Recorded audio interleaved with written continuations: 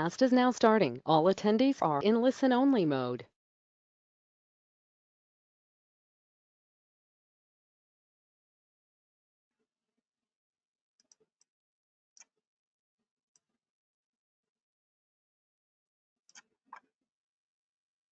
Good morning, everyone, and welcome to another webinar brought to you by the Motor Safety Association.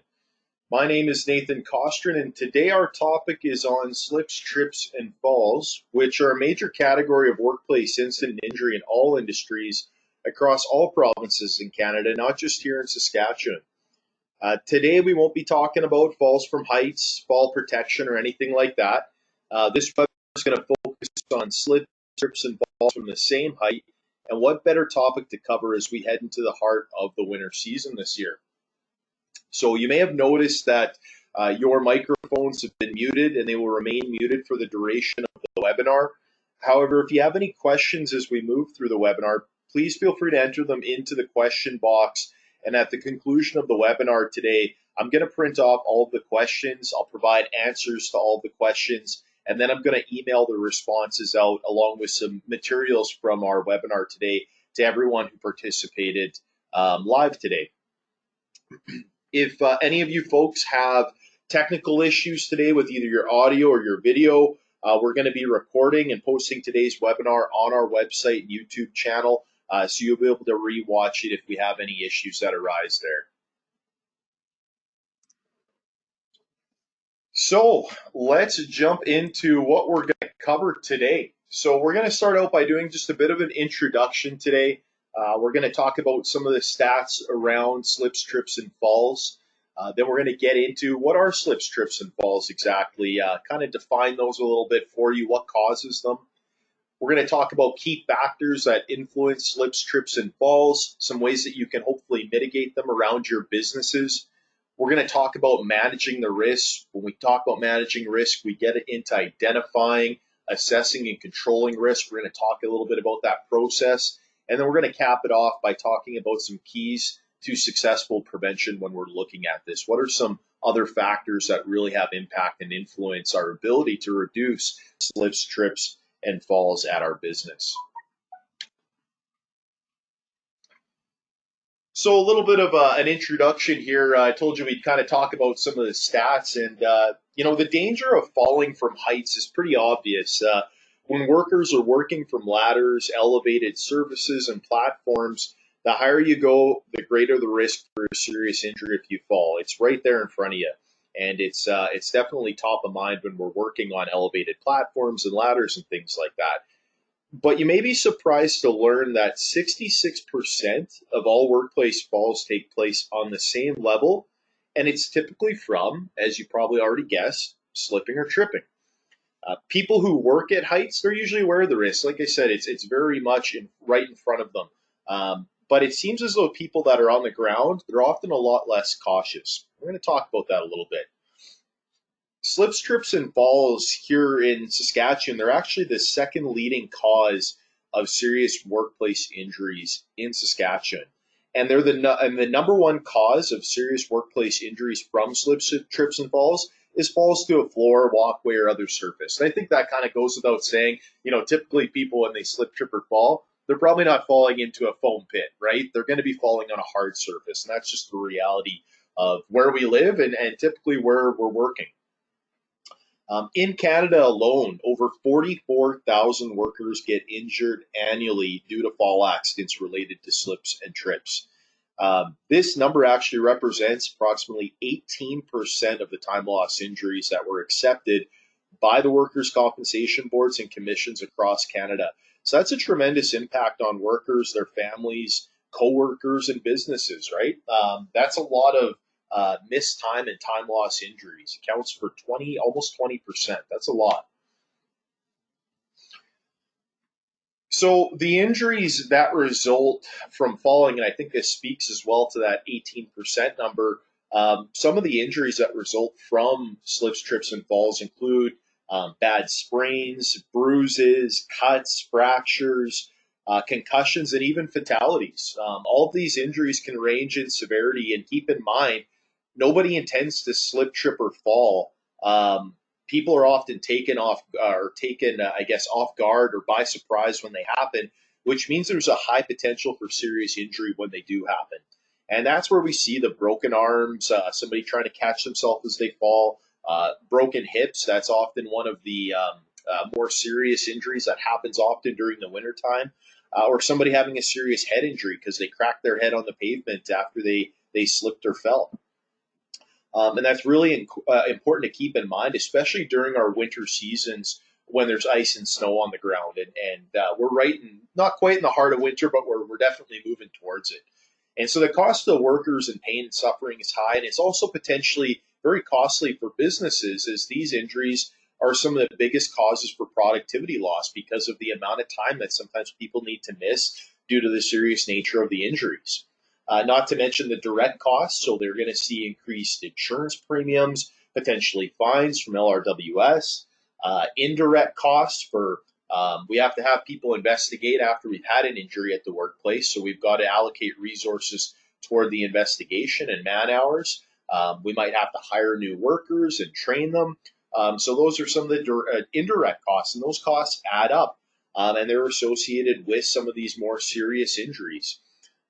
As I said before, the number one cause, or the second, I should say, excuse me, got a little frog in my throat there. The number one cause is slips, trips, and falls, is falling onto those hard surfaces, and it's the second leading cause for serious injuries here in Saskatchewan. So keep that in mind, especially as we go about our business throughout the year. This is a very important topic, which is why we're covering it this quarter.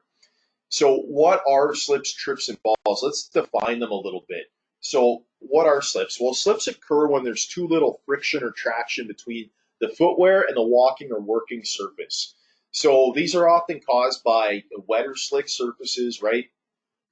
Possibly we're transitioning from seasons, and you guys see the changes, the fluctuation in our seasons, right? As we're transitioning into winter, we go from rain to all of a sudden it freezes and we got ice. Then all of a sudden we get a day above zero and it melts again, and then it freezes again. Then we get snow. Maybe it rains more. And that can obviously cause the surfaces that we walk on to become very slick. Spills in our back shops, or even just in our businesses in general in the front office. Maybe we've had a spill of some water or coffee in the back, possibly oil, other chemicals. Those are some other major causes. Obviously, we talked about the weather hazards, snow, ice, and rain. Changes in walking surface, when we go from walking on cement to all of a sudden walking on gravel, or even walking on an office floor to a shop floor. That change in the slickness, or I should say the traction, I guess, on those surfaces can be much different. Poor inadequate footwear, and that's obviously a major one as well. We have to make sure that we're wearing the correct footwear for the working for the jobs that we're performing and the work surfaces that we're going to be performing that work on. Trips. So trips occur when our feet, or possibly a part of your body, but typically it's your feet, collide with an object, causing you to lose your balance. And they're often caused by clutter, right? Clutter is typically and materials, tools, and equipment. A lot of housekeeping issues tied into why trips happen. Uneven walking surfaces, right? When you go from possibly maybe you're walking into even an entrance and it's got a raised surface, or an elevated surface inside the building somewhere. When we see those uneven walking surfaces, maybe we're not paying attention. Heck, maybe we are.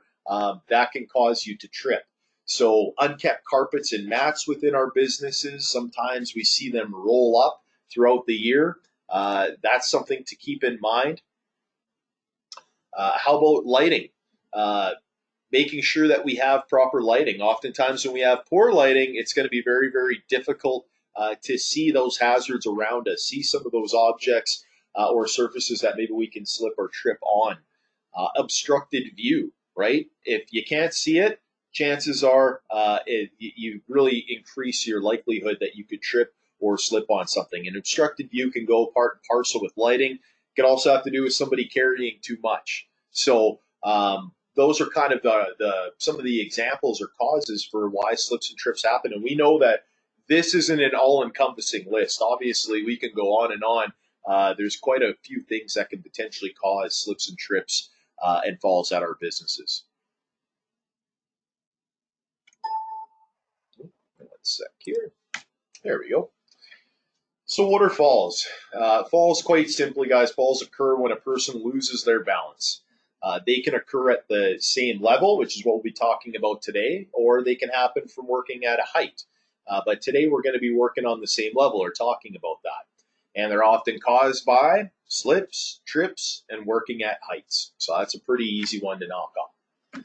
Now, let's get into an interesting survey here that was conducted. This survey was conducted, and it was done by, or I should say, the survey was conducted in 2014, actually, so this is a little while back. But I found it was an interesting study, and I found some studies that reflected very similar findings as well. But the study was done on 1,294 health and safety professionals, and what they found was that 90% of respondents cited one of three causes for slips, trips, and falls.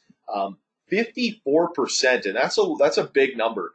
54% stated that human performance factors. Now you might ask, what do you mean? What is a human performance factor? Well, human performance factors, quite easily, it's human capabilities and limitations. So people who might have poor eyesight or not great hearing. Maybe their perception of risk is different, and we know that changes from person to person. Fatigued workers, people who might be on medications. There's all kinds of human performance factors that can play a role, and that made up 54% of these incidents, according to these 1,294 health and safety professionals that were surveyed. 25% were wet or slippery surfaces, and actually number one and two, they work kind of part and parcel together oftentimes. A human performance factor influenced that person, and possibly they're walking on that wet or slippery surface. So just those two alone make up almost 80% of slips, trips, and falls. 16% were housekeeping issues, and the other 5% were things like poor lighting, stairs, and ladders. Now, I want to get some of your thoughts on this. What do you folks think of these results? Do you agree with the results? Are they consistent with what you've been seeing at your workplaces? So feel free to light up the chat box a little bit and let me hear some of your thoughts. I'm going to keep talking about a couple other different points while I wait for some answers to come in, but what are your guys' thoughts on those results, and is it consistent with what you're seeing? Or what are some of the major causes at your workplaces if you've had some of these incidents happen? So the main thing the top three causes have in common is they're the result of errors in judgment that people make every single day, right? Like placing boxes, tools, or other materials on staircases. I've seen that a number of times when I do inspections. Not cleaning up spills in their work area, or kind of delaying, I guess, how quickly that they clean up those spills. Walking too fast for icy conditions in the parking lot, or just rushing or being complacent during a task as simple as walking. I don't know how many times I've seen people on their phones as they're walking and talking, and that is just complacency, right? And actually, interestingly enough, when I was in university, group that I was in, we did a bit of a study, and it was for a project we were working on. And what we did was we set up at a crosswalk at the university, and we just kept track of people. And it was pretty much people that were distracted or people that weren't distracted walking across the crosswalk. And we had kind of certain factors that would indicate, I guess, if they were distracted or not. And you wouldn't believe the number that we came up with. Almost 75% of people that walked across that crosswalk were distracted. And the one that was the most common distraction was people walking and talking on their cell phones and not looking before they even crossed the crosswalk. We even saw a couple situations where a car almost hit people because they entered the crosswalk without looking, and the driver was distracted. So we've got two people distracted now, and we can see how these incidents can take place. So that's something to keep in mind as we're going about our day-to-day. So let's see what we got here. Not a lot of feedback from you guys, but we see this a lot in the winter. People are running across icy surfaces in fall. And I just want to, a quick story on that one. I went to actually go visit somebody at their workplace.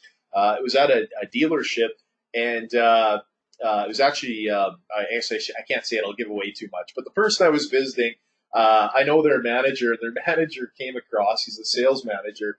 He came across the parking lot. He sees this large surface of ice. He says hi as he's approaching it as we're standing outside talking. And what does he do? He builds up some speed and he runs and slides across the ice. If that isn't just a serious accident waiting to happen and a claim waiting to happen, I don't know what is. But a perfect example of a human performance factor, right? Somebody's risk tolerance or perception of risk not being where it needs to be, and then doing it on a slippery surface. So we see this stuff all the time, whether it's negligence or people just not paying attention. Like I said, these stats are very interesting, and you're right, the stats don't lie. So let's talk about some key factors now that influence slips, trips, and falls. We're going to talk about some of the major factors, and something you'll notice, folks, is that some of the control measures for these things all across the board are similar or the same. Sometimes we have to control a hazard, we're going to use multiple controls. And oftentimes when we're looking at things, especially related to slips, trips, and falls, we're addressing a lot of the same hazards. Weather causes one, housekeeping causes one. We've got a lot of different factors, but we see that there's certain major factors that have a larger influence. And so we're going to speak to those through these different factors that we're looking at. So workplace design is the first one I want to cover off. And workplace design is simply the way a workplace is planned, organized, and equipped to ensure productivity and safety. So you can see in this picture, we've got a self-retracting reel for what looks like a pressurized hose there. And these are amazing, actually. And seeing these in play now in more dealerships is fantastic because it allows them to maintain their shops better, right? Have better housekeeping policies and principles and controls that allow people to control the environment more effectively. So these self-retracting reels are fantastic because they allow us to get this clutter out of the way. There's no reason to leave this hose laying out splayed across the shop. And when you leave that work area, it's simple enough. You just go give a quick tug on the reel and you reel it back in and it's out of the way, right? So using workplace design to try and influence some of this is great. Exterior canopies over entrances. Not everyone's going to have this. Not everyone's going to build one, but they certainly help to keep some of those weather conditions from playing a role, like when we have snow and ice buildup. It's much easier to maintain an entrance that has a canopy over it because it doesn't allow as much of that buildup to happen right in front of your entrance. And in the regulations, it is a requirement for employers to provide a safe means of exit and entrance to their workplace. And so whether that's done by having things like canopies over your entrance or you're salting more frequently, whatever the case is, this is a great workplace design that can influence that. Handrails on stairs. How about the design of the handrails on stairs as well? I've walked up some stairs where I can barely even touch or fit my hand around the rail because how tight it is to the wall, or maybe how big the rail is, you can't get a good grip on it. So looking at your handrails, looking at design for things like that so people can get a good grip as they're going upstairs, that's a good workplace design feature. Marked hall walkways and control zones. So when you go back into shops, having those yellow painted off zones, it's a great way to control the environment because once you leave those zones, people can expect that off this path, there's potentially hazards here. There could be chemical spills. There could be tools that are being used, right? There's slips, trips, hazards all over the place. So having those controlled walkways and zones is another good way to alert people and keep them aware of what's going on around them. And like I said, guys, these are just some examples. We're not going to go through every single example for every single thing. These are just some good ones that you could possibly think about or put in play at your work. But I encourage you to certainly do your research and implement as many strong controls in your workplace as possible. Looking at flooring and contamination. So flooring should suit the work tasks and contamination that occurs as a regular part of business, such as fluid spills, gravel, things like that. Some examples. Let's wear the proper footwear for our work location, right? Um, Sometimes we might even need to have two sets of footwear. I know in my office I wear running shoes, but when I go out and work in the field, I put my steel toe boots on. So I'm very aware, conscious of what work environment I'm going into and what I might need for footwear. And I change my footwear regularly as I need to. And you folks might need to do the same. We have people in sales roles and admin roles that may need to go out into our yard and do a test drive with a customer or go and show a customer vehicles. What are they wearing when we have wintertime? Are they wearing, it's great to have nice looking shoes, but typically those nice looking shoes don't always have the best traction available on them. They're typically slick, right? So are we wearing those shoes in the winter as well? Well, hopefully not. We can, I always say, being safe is better than looking pretty. So think about that. I've gone to some dealerships that are great where you see people, they're dressed for the weather. They've got some better shoes or boots on that look, nice, and they also provide the traction that they need. If you want to kind of have those slick looking shoes, maybe you look at something like putting on ice cleats. They have them available. There's all kinds of brands and makes of them now. That might be a good control to use. Another thing we can do in our work spaces is actually measure slip resistance. So there's a neat tool. It's called a tribometer, and I hope I didn't butcher that. I think that's how you pronounce it. But a tribometer, or it's called a slip meter. What this is, it's an instrument that's used to measure the coefficient of friction and can assist to determine if a floor or walkway is safe for use or what kind of traction you can expect on that working surface. And so when you have that coefficient of friction, or that measurement device, you can get instant results, which allows you to invest in hopefully anti-slip solutions that work for the business that you're running and for the different areas of your business. They also have, it's called like a pendulum slip resistance tester. That's like an old school way of doing it, but it measures the same thing. It measures the friction on that surface. But I think the tribometer is typically the one that's used now. I was trying to find if there's a place to rent one in Saskatoon. I haven't been able to track it down, but if or when I do, I'm going to try and get that information out to you folks as well if I can manage to track it down. I know they used one for a study at the University of Saskatchewan here in Saskatoon, and they used it for a case study that they were doing. So that was, I would imagine they're around. I know you can buy them online. I did find that out. They range anywhere in price from $400 or $500 to over $1,000. So probably the best thing to do would be to rent one as opposed to buying one. But I know they are out there. So you can also improve slip resistance at your flooring. You can add textured finishes to the flooring to give it a little bit more grip. You can use floor mats and rugs. Those are often good tools, and we see those ones used most often. Using spill kits in your back shops, right, to deal with contamination on the floorings and ensure that people are able to clean up spills. One of the places that we probably see kind of this surface that you see in this picture, I've seen it used actually in a lot of wash bays.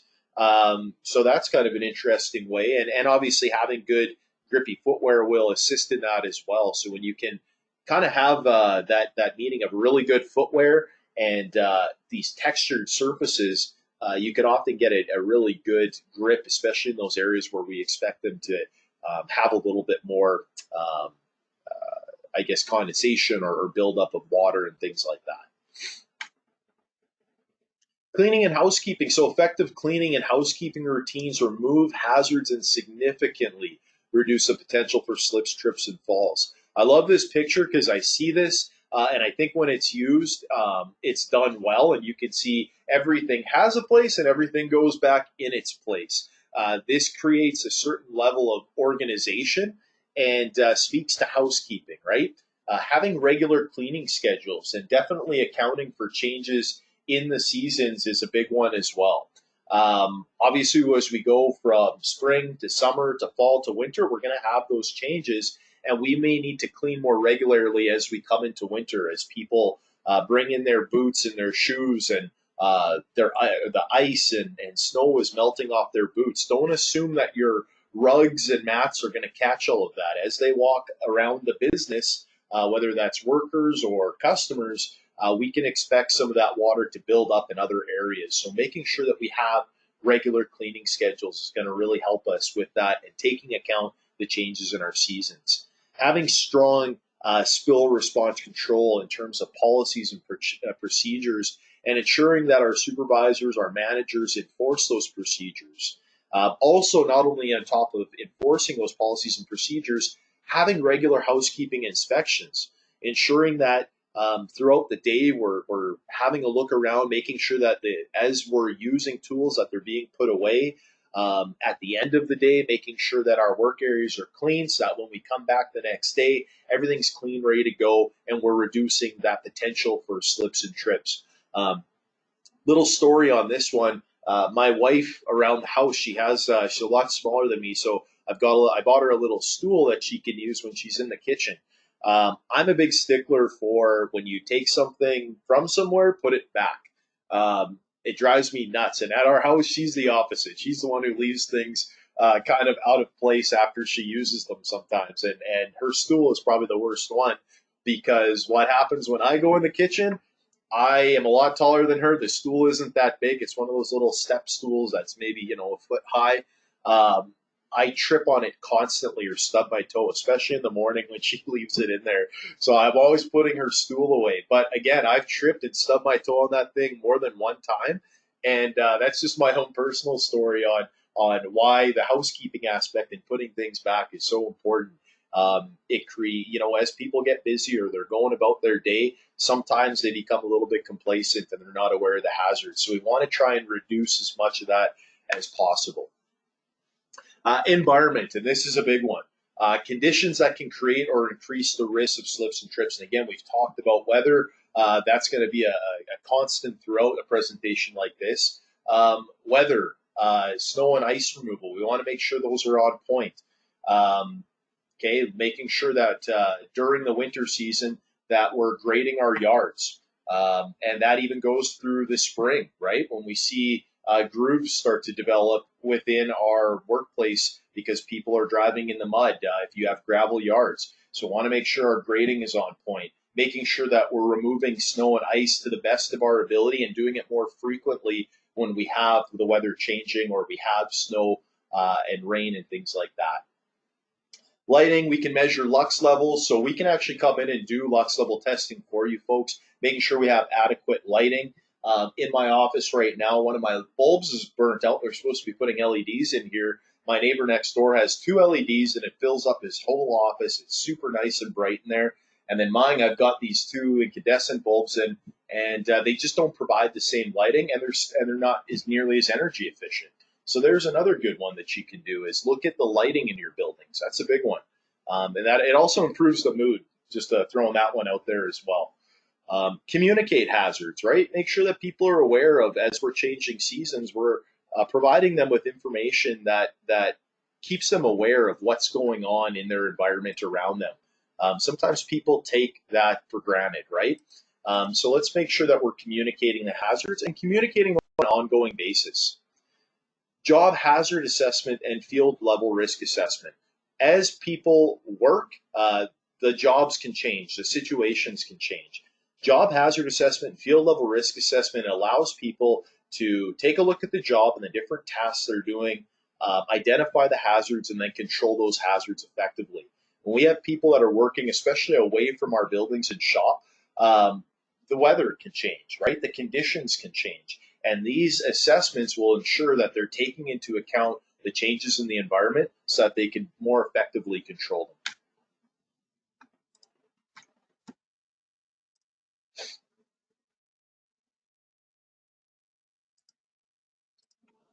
Footwear. Again, here's a big one, right? Not all safety footwear is slip resistant. Okay, it may look like it has good traction on the bottom of it, but it may prove otherwise. So when we're looking for footwear that's slip resistant, look for the test results on product inserts and packaging. You can see the different labels on this work boot here. They've got the CSA logo. If you look below, These would be items that would be either on the boot or the packaging. So electrical hazards. So this is good for if you're have electrical hazards. It's got slip resistance. It's been tested for that. It's puncture resistant. It's got the steel toe end cap on it. Let's not just take for granted that it looks like it has good traction. Let's look for the results in those packaging, because often if it's been tested, especially by somebody like CSA, they're going to have those test results right on the packaging, and it's going to allow you to see how effective that boot may be or that shoe may be for the work area that you might need it for. Test your footwear, right? Let's make sure that it actually is slip resistant. Let's test it in the snow. Let's test it on the water. Let's test it inside.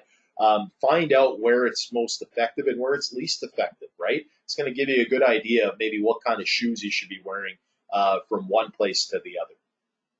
Orientation for new workers. Let's make sure that we have a footwear policy of some sort somewhere in our orientation. Let's cover that in the personal protective aspect of our business. If somebody's working in the wash bay or they're working in the yard a lot, wherever they're working, let's have certain standards for what footwear they should be wearing, because it's going to allow them to be, number one, we're enforcing that right to know what the hazards are for their workplace, and then we allow them, we're also introducing a control mechanism. Look into slip-resistant footwear, maybe even develop a bit of a list of good suppliers for that footwear, or good footwear that they can use for where they're going to be performing their work.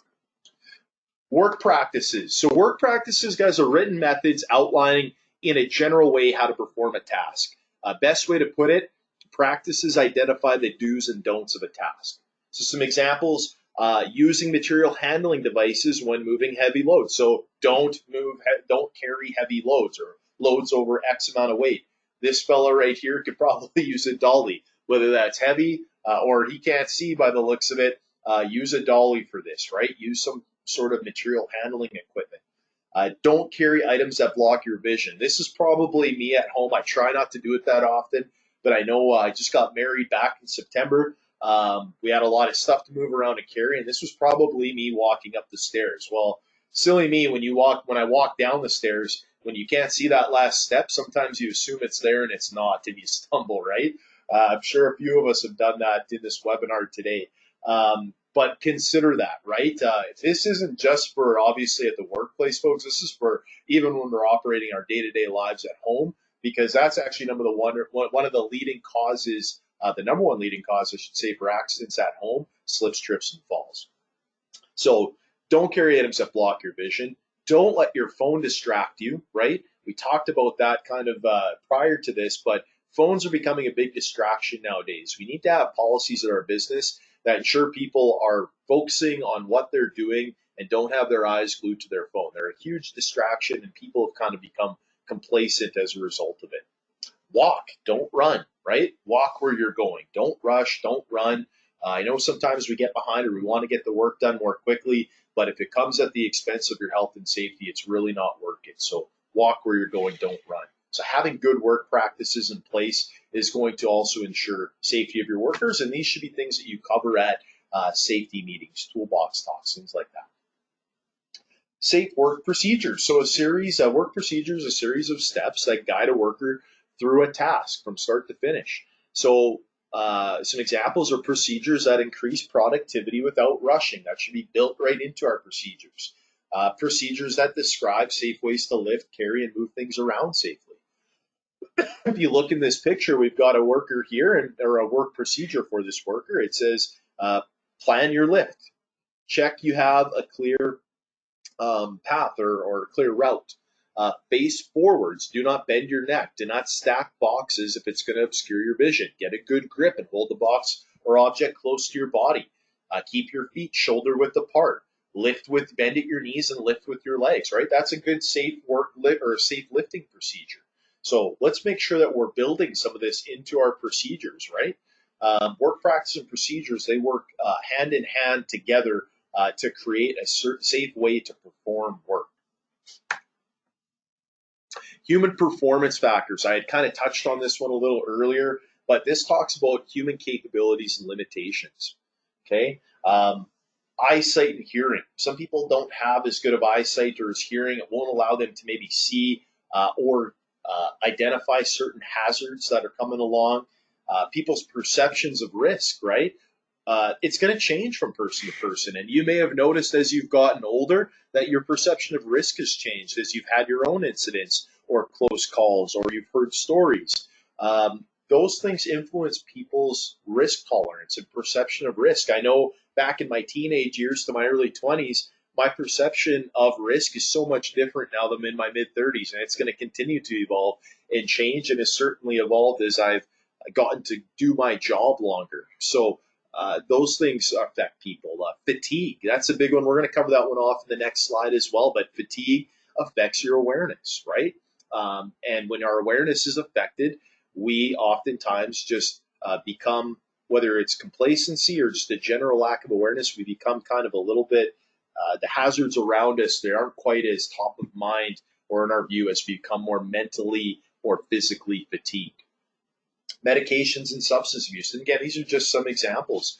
Those obviously influence our ability to do our work and our ability to react to some of the risks or the hazards around us. So keep in mind, this one was the 54% of that case study that I had cited earlier. 54% of the reasons of our slips, trips, and falls fall right here on human performance factors, and they usually are combined with one of the other risk factors like wet floors, slippery surfaces.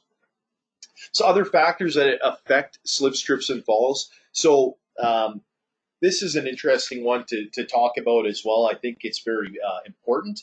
But the vast majority of safety programs, they focus on physical hazards when addressing slips, trips, and falls. And this should always be our first priority when we're identifying, assessing, and controlling hazards. But you can't eliminate them by only dealing with physical hazards. We need to have an added focus on human factors to be the most effective. Okay, these are the 4 states that affect slips, trips, and falls: rushing, frustration, fatigue, and complacency, and distractions, right? All of these things have a huge influence on those physical factors. Each of them can cause or contribute to critical errors like getting distracted, walking faster than safe, losing your balance because your eyes or your mind aren't on the task. Each can also influence or affect critical decision making, like wearing proper footwear, right? For the conditions, holding handrails while walking down steps, maintaining good housekeeping habits, keeping things clean. All these things can be affected by these factors.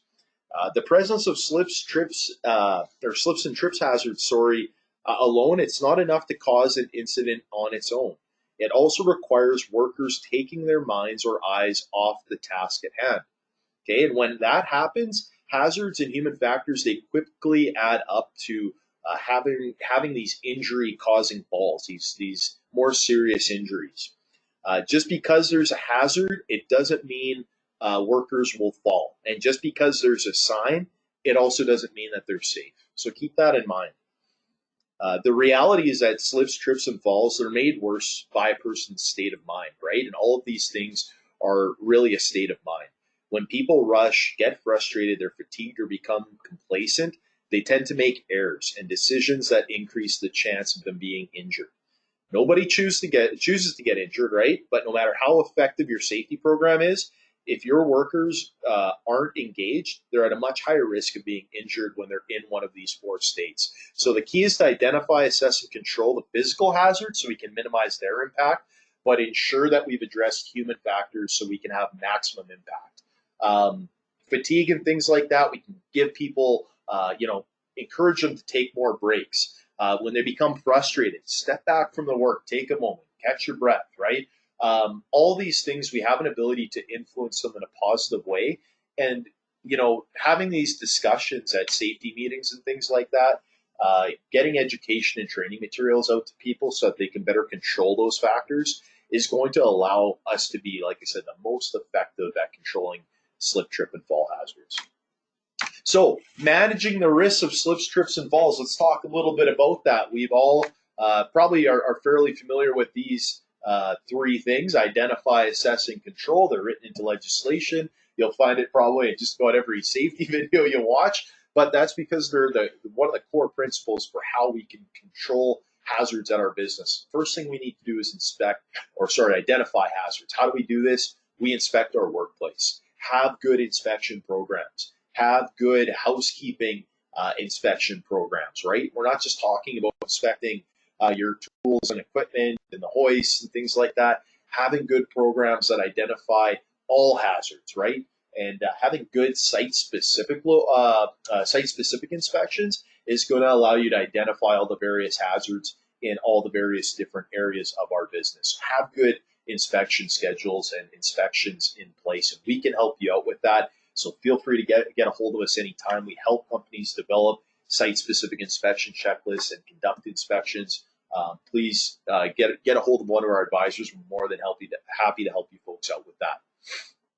Review reports, investigations, right?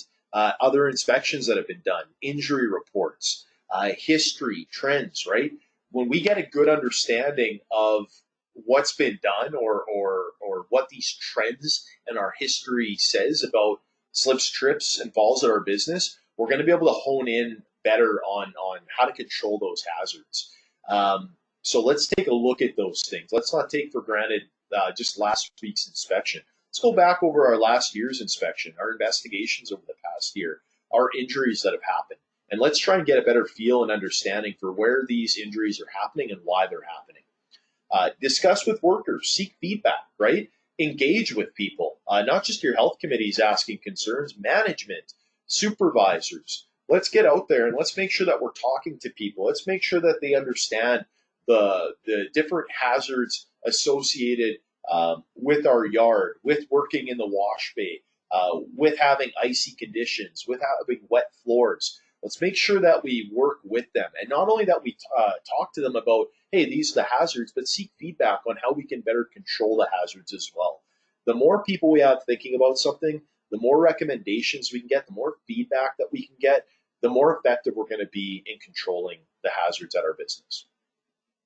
Just an idea, create a slip and trip map. Now, I came across this and I thought it was interesting. This is just one idea of many to identify hazards, but the same way we have a traffic control plan where we can go onto Google Maps now and they've got that great 3D feature and we can blow it up from 1,000 or 10,000 feet, so to speak, and we can see the entire yard. And it allows us, we use this for traffic control planning, it allows us to see the general layout of our facility. And then it allows us to say, okay, this is where we have potential for issues here, here, and here. This is the controls that we can implement here, here, and here. So like I said, when we have kind of that map, and this is just an idea, you don't have to do it, it's just something that you can do. We can look at it from 10,000 feet, and then we can have a really good inspection built out that looks at it directly, right? It's right in front of us. So use a combination of different ways to identify hazards so that we can be most effective in controlling them. But when I came across the slip and trip map, I thought it was really interesting because it allows people to just have a better kind of, like I said, that view from 10,000 feet and be able to plan things a little bit more effectively. So I really think that's interesting and something that was worth consideration. Assessing hazards. So let's decide what we need to address first, and then let's rank and prioritize those hazards. So not everything ranks as a high priority, not everything ranks as a low priority. We need to have a way of assessing the hazards, though, and being able to determine, hey, we need to deal with this. This is the most urgent thing. Let's get on top of this today. This one we can maybe push off a little bit, or we might need a little more planning for it. But ranking hazards allows you to prioritize, and we do this by, typically you'll see it, probability multiplied by severity, right? Some hazards, again, eliminated easily. Some may take time and require more permanent solutions. For example, we can, on the floor, we can mop more diligently, right? We can have be house cleaning, I guess, more frequently inside of our business. Maybe the long-term solution is maybe looking at the flooring itself and possibly putting a different surface down on our flooring. That might be our long-term solution. So certainly worth, like I said, certainly one of those things that we can look at to try and assess and control hazards. Short-term solutions, long-term solutions. Here's just an example of a risk matrix, an example of one. There's many of them out there. I like this one. because it keeps things fairly simple. And you can see on the left side, we've got probability, ranking from rare all the way to very likely. And on the top, we have impact or severity, and that goes from minor to extreme, right? Minor, moderate, major, extreme. And below that, you'll see as we kind of, move from one to the other. So if we match up likely with major, we've got a high rating for something to happen. And that means do something about this hazard immediately. If it ranks in medium, it means do something about this hazard as soon as possible. If it's low, this hazard may not need immediate attention. So again, this gives us a way of ranking hazards and being able to be effective at controlling them, hopefully, and prioritizing them at our business, right? Always deal with the highest probability or the highest ranking hazard, I should say, first. So when we're controlling hazards, let's get into looking at having a bit of a hierarchy of controls. You've probably heard of this. What a hierarchy of controls does is it ranks the most effective to the least effective at controlling a hazard. Elimination, guys, always the most effective because it ensures that the worker will not be exposed to the hazard. PPE, least effective because it says that, hey, you still got to be exposed to the hazard, but here's some PPE. This will kind of reduce some of that risk or potentially the risk of getting injured. So footwear, right? Wearing footwear on ice. Well, it doesn't remove the ice, but it certainly is an effective tool or can be effective if you have a good set of boots. It'll reduce your likelihood of slipping. Always seek to control hazards at that highest level and work your way down. Don't just assume PPE is going to fix everything. And let's make sure if we've implemented controls that we go back and review them to make sure that they were effective. Here's a little bit of a map. You've probably seen this before. Hierarchy of controls goes from most effective to least effective. On the top there, we have elimination. So physically actually removing the hazard. That's sometimes easier said than done, but we can certainly look at ways to eliminate hazards. So if we have, we talked about having pressurized hoses, electrical wires splayed across the floor. Well, a good way to eliminate that is maybe that hose is right above the workstation on a reel, and that worker can now bring that reel, pull that hose down from the reel, and when they're done using the equipment, give it a tug, reel's back up. So we've actually eliminated that hazard from laying on the ground. Now, we've only eliminated it in one sense. Obviously, when we're doing the work, that reel or that hose will still be on the floor, but it certainly comes close. You could even consider it maybe an engineering control, but it certainly comes close to eliminating, like I said, having those cords and hoses laying around, because the big issue is that people don't want to constantly be taking those out, putting them back, taking them out, putting them back, right? As the work is changing throughout the day. But physically removing the hazard, let's start there. Substituting, so replace the hazard. Maybe we relocate the walkways. Maybe we change the flooring cleaning methods, right? That might be a way of doing this. Engineering controls, isolating the worker from the hazard. So using slip-resistant mats, installing handrails. Those would all be considered engineering controls. Changing the way workers work. This is when we get into our housekeeping, our safe work practices and procedures, performing regular inspections, right? These are administrative controls that can be effective. PPE, protect workers with PPE, so wear the footwear, right? Again, that's the least effective, but what is usually most effective is if we can eliminate or we can use a combination of these control methods to effectively control a hazard. Like I said, you can't always eliminate everything. We can't always eliminate ice necessarily in our yards. Sorry, I was going to say on pavement. Can't always eliminate the ice. We can't eliminate the weather, but we can certainly look at ways to be more effective at controlling those conditions. So more tools to manage risk. We talked about it. Regular inspections. I won't beat that one to the ground. Make sure you inspect regularly. Make sure you have good inspection schedules. Investigate when incidents occur. So do a root cause analysis. I actually saw at a business recently that they put root cause analysis. So they had 5 whys in their built into that kind of corrective action component, and they expect their management to fill out those 5 whys, and then somebody reviews it to make sure that they went through the process. And that 5 whys allows us to kind of get into deeper things and typically unearth more issues than maybe what we thought was the issue. Like somebody slipped on ice, well, pay more attention. Well, that's not really effective, right? When we say, okay, well, why? Why did they slip on the ice? Well, they were one of our salespeople went out to take somebody for a test drive, and they slipped on the ice. Well, why? Well, because they were wearing nice dress shoes that had no grip on them. Well, why? Because we don't have ice cleats, right? Or we don't offer ice cleats. So again, it just allows us to kind of start to dig through it a little bit more and come up with better solutions for controls. When we just say watch where you're going or pay more attention, that's not a corrective action. That's not a way of controlling a hazard, right? It's kind of a lazy way, I guess, of doing it. So let's be more effective when we're investigating.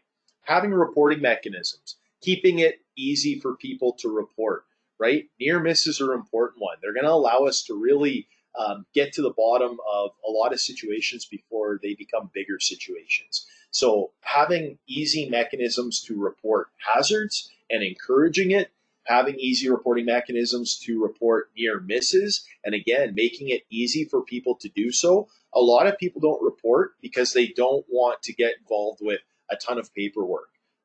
That's besides the paperwork part of it. I don't want to say it's irrelevant. It's just one of those things that goes part and parcel.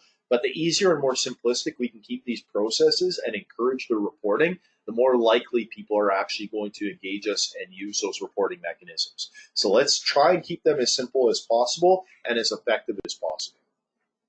Communicate hazards frequently. And I kind of talked about this, touched on it before.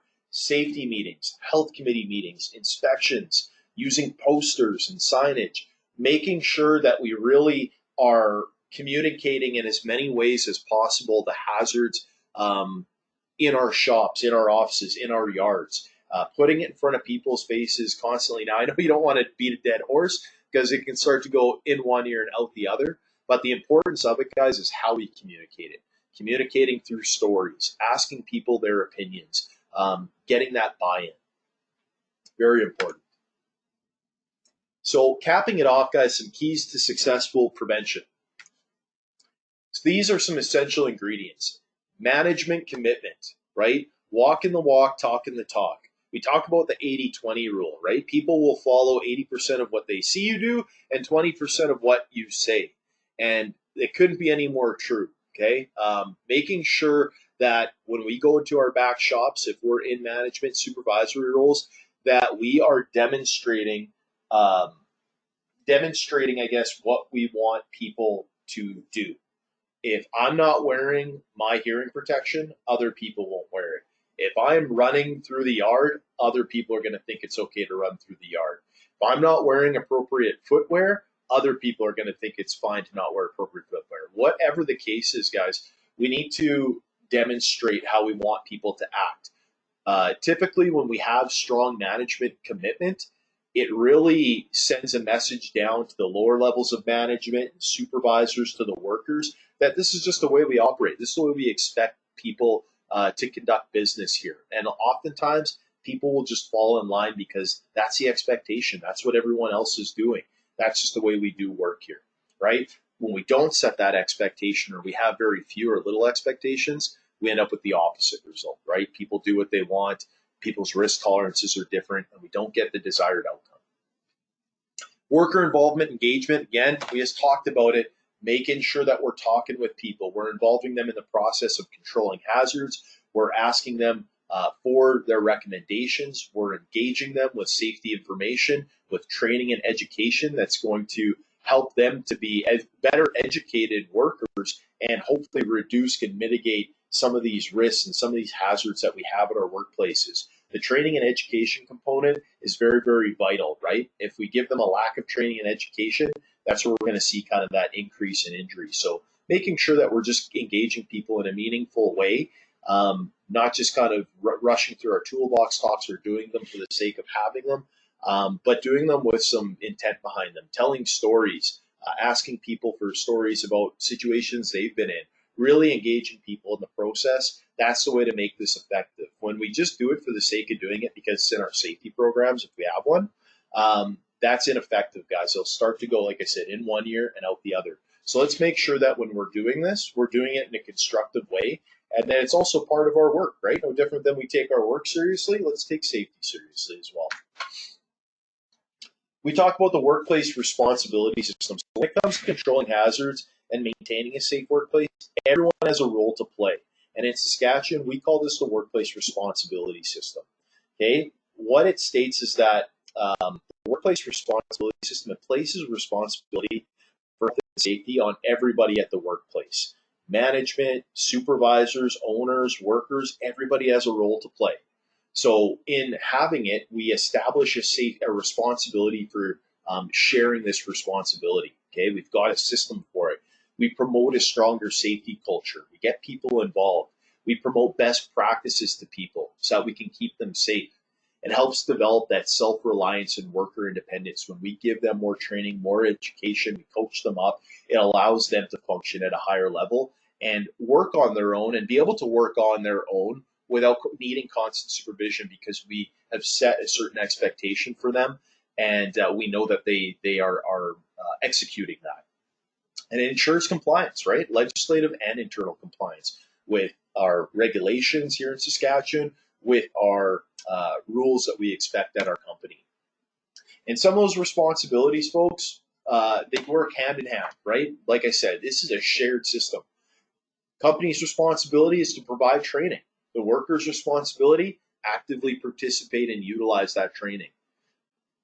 Our company's responsibility, maintain work sites. Workers, report issues, hazards, concerns. Develop policies, procedures, and rules. Workers, follow the policies, procedures, and rules. Supervisors, enforce the policies, procedures, and rules. So I'm not going to go through all of these guys, but you get a good idea of how, when we work together, we can be the most effective at really controlling these hazards, okay? Work together. I'd say if I was going to leave you with anything, work together to control these hazards.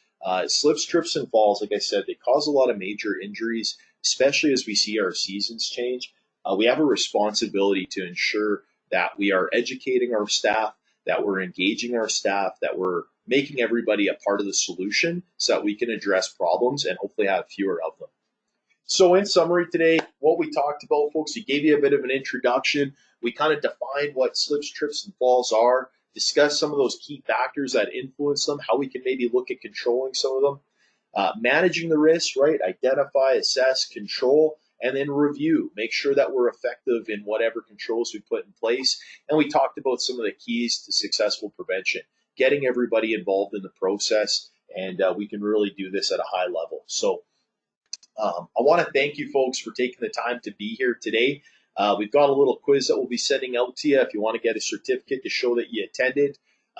If you have any questions or would like further assistance, please reach out to us, 721-0688, or email us at info@motorsafety.ca.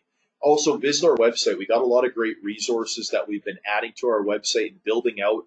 This webinar is going to go onto our website as well, and then onto our YouTube page. Go to www.motorsafety.ca. We're constantly trying to improve that website and give you folks more tools at your disposal to execute some of these strategies that we're talking about. So again, thank you so much for taking the time to be here. I hope you got a lot out of it. We'll be sending out some follow-up materials here in the coming days for participating in the webinar. And hopefully some of those tools will help you in controlling slips, trips, and falls at your workplaces. So thanks again, everybody. Hope you have a great day. Have a safe rest of your year. Like I said, be careful out there. We're in the middle of winter. We're heading into it here.